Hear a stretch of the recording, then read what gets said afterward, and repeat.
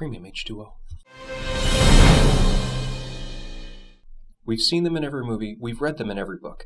They're the recurrent narrative plot devices that keep popping up everywhere. I'm talking about tropes. Why do tropes exist? Well, because they work. They're like building blocks to a story, which is extremely useful to anybody who's creating their own campaign or their own homebrew world. So without further ado, here are 5 tropes that you can use to great effect in your Dungeons & Dragons campaign. I'll admit that this trope is not for everybody. If you're running a lighthearted campaign with lots of bright colors and some fluffy bunnies, then it's probably not for you. However, if you're like me and dark fantasy is more your jam, well, rubbing your players' noses in their decisions is a really fun thing to do. When your players decide to help somebody, ask yourself, how can this go horribly wrong 10 steps down the line? If, for example, the players give some money to a beggar, have them find him dead the next day, mugged because of the money that they gave him. If they rescue the mayor's daughter from a cultist den, well, have it be revealed later that she's a convert, and she's now running ritual sacrifices in her own basement. If they save a woman from a house fire, well, have that same woman sue them for damages and injuries incurred during the rescue. This is a great way to add content to your campaign on the fly. Each one of these consequences can be its own side quest. The beggar that was killed? Well, now the players have to find his killer, and that leads them to a criminal syndicate within the city. The cultist's daughter? Well, now they have to break into the mayor's mansion, which is now a heavily fortified cultist den, and they have to stop the dark ritual that she's now in charge of. The woman that sued for injuries during her rescue from the burning building? That could play host to any number of city guard-related debacles, prison escapes, or courtroom drama. You can string players along with unintended consequences as long as you like, or as long as it remains fun.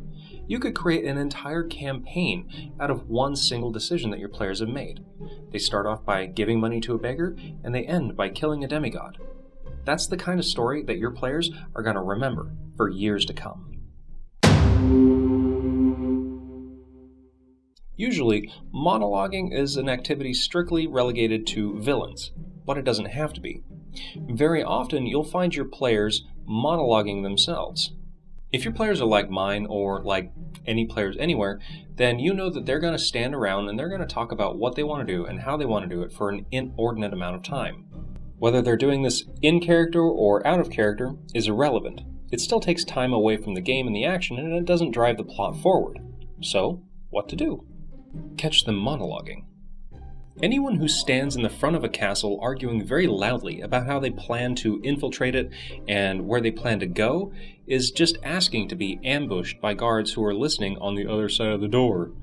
Likewise, for players who stand 20 feet behind 2 drunk goblins arguing over which one to shoot first. You know who you are. Yep. Anytime your players stop to discuss tactics, approaches, or get into an argument, start a timer. If they exceed that timer, throw something their way. It doesn't have to be combat, but it does have to be something that will force them to make a decision and finally move the story forward. Or if you're a really sneaky dungeon master, just start rolling your d20 at random intervals, look something up in the book and go, This isn't so much a narrative trope as it is a tool for you to keep things moving in your game. Hopefully you only have to use this once or twice, and then your players get the idea and they keep things moving on their own.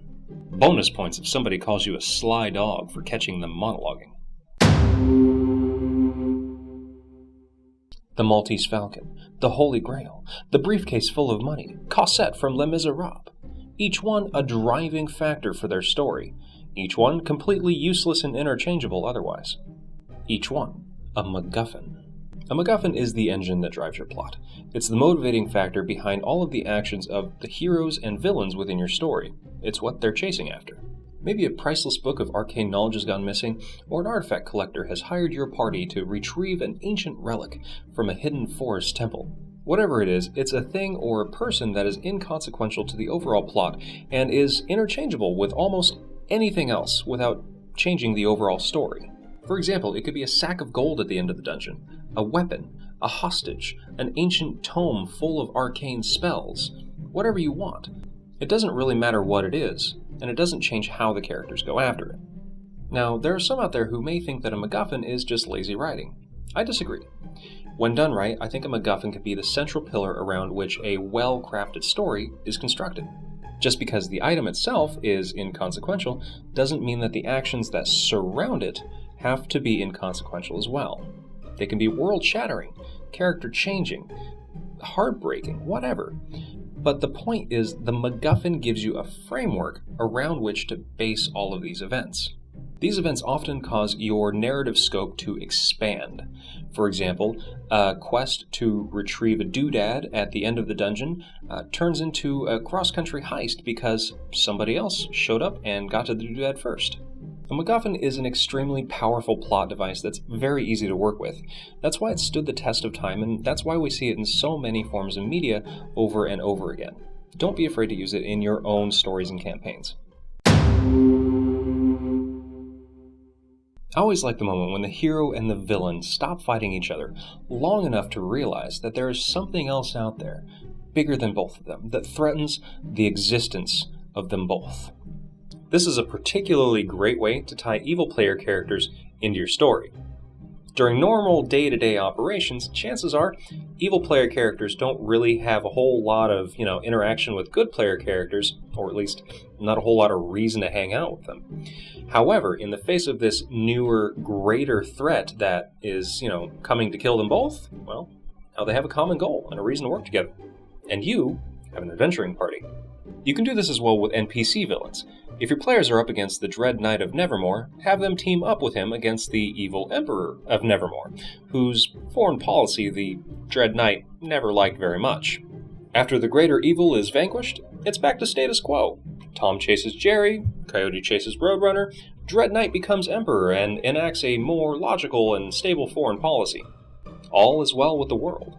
For now. A mysterious stranger shows up with skills and technology never before imagined and begins to wreak havoc.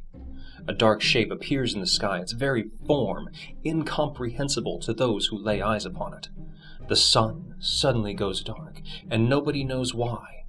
Whatever it is, nobody could have possibly expected it. Nobody knows what it is, or how to fight it, or how to fix it. It's a narrative curveball, and hopefully, start to a great adventure. The outside context problem is not something that your player characters are going to be able to face head-on, at least by normal means. It's either too big to be stabbed to death or magicked away, or it's invulnerable to that type of attack. They're going to have to think outside the box, and maybe even outside of their own plane of existence. This is a great tie-in to the enemy of my enemy trope and the MacGuffin trope. Oftentimes the solution to these big incomprehensible problems is an item of great power or an ally from a far-off place. It could even be a person who was once their enemy who knows the secret to defeating this strange new foe. Whatever the solution ends up being, it's not your players running up to it and hitting it with a sharp stick, and that's what makes it interesting. And that's it. For more Dungeon Master tips and tricks, check out our other videos, and be sure to subscribe. We'd love to see you back for future videos. Thanks for watching, everybody. Keep on rolling.